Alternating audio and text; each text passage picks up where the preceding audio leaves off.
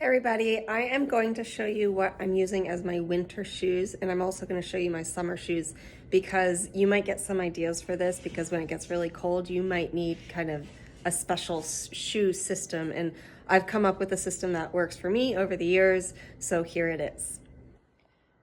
Okay, and these are all the shoes I'm going to tell you about, and this is my foster dog. I just got her, so you might see her pop her head up as I'm doing this.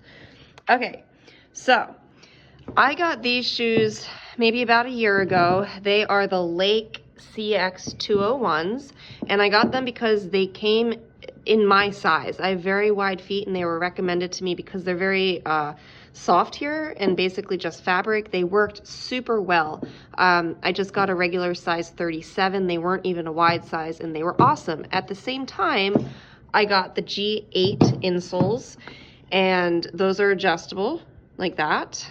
And they went in here, they worked great, loved them for summer.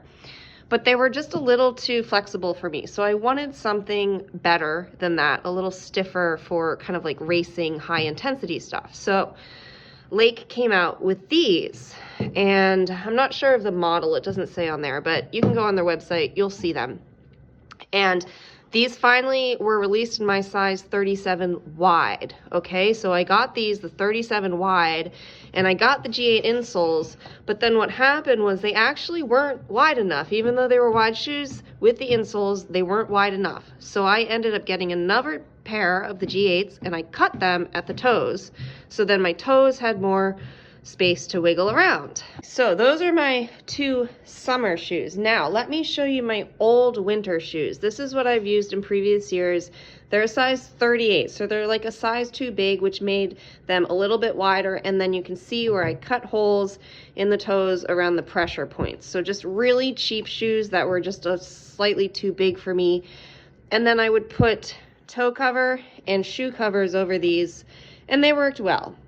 Okay, but this year I decided, because I have these shoes now for winter, what I did, these are great. They're squishy, they're wide, they don't put pressure on my toes, so I have no need to cut those holes out.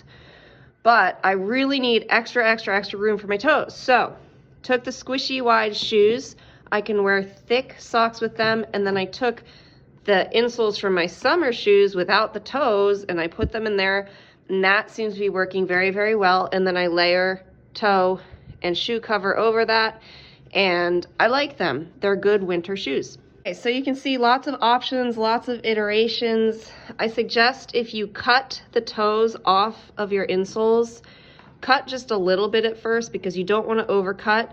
And this right there is kind of like right at the crease of my toes, so I don't really feel it as I'm riding. Happy riding in the winter.